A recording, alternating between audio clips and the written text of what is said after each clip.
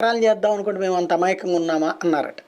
ఉమ్, ఉమ్, మమ్మల్ని బకరాలు చేద్దాం అనుకుంటే మేము అంత అమాయకంగా ఉన్నామా, ఉమ్, మేమేంటో కూడా చూపెట్టాలి కదా అన్నారట. ఉమ్, అంటే వాళ్ళు ఆ, తెలుగుదేశం జనసేన కలిపి తమతో గేమ్స్ ఆడుతున్నాయి అన్నటువంటి విషయం గ్రహించారు వాళ్ళు. ఓకే. ఎందుకంటే పవన్ కళ్యాణ్ పొత్తు పెట్టుకున్న రోజు నుండి ఎలాంటి సమన్వయ సమావేశాలు జరగనీయలేదు, ఏ విధమైన పూర్తి స్థాయి సహకారం బీజేపీకి అందించలేదు. అవును. ఇవాళ తెలుగుదేశం పార్టీకి అందించిన సహకారంలో 10వ వంతు కూడా బీజేపీకి అందించలేదు ఆయన. ఉమ్, అలాగే తెలుగుదేశం పార్టీ భారతీయ జనతా పార్టీని లాక్కు రావడానికి ఇందులో తన వాళ్ళని పంపించి వాళ్ళ ద్వారా కథలు నడుపుతోంది.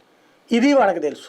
ఉమ్, ఇక గత్యంతరం లేని పరిస్థితిలో ఇక వీళ్ళందరూ చేతులు ఎత్తేసారు కాబట్టి, వాళ్ళు టాప్ ఇది 400 టార్గెట్ పెట్టుకున్నారు కాబట్టి, ఉమ్, టోటల్గా ఒక 400 సీట్లలో ఒక 50 సీట్లు కనీసం తెలంగాణ ఇదే మన దక్షిణాది నుంచి రప్పించుకోవాలనుకున్నారు కాబట్టి, అందుకోసం కాంప్రమైజ్ అయితే ఇక్కడ పొత్తుకు సంబంధించి క్లియర్గా వాళ్ళు అడిగిన స్థానాలు ఈయన ఇస్తానంటే అవ్వచ్చు పొత్తు, ఉమ్, లేదు అంటే ఒంటరి పోరాటానికి వాళ్ళు సిద్ధంగా ఉన్నారు.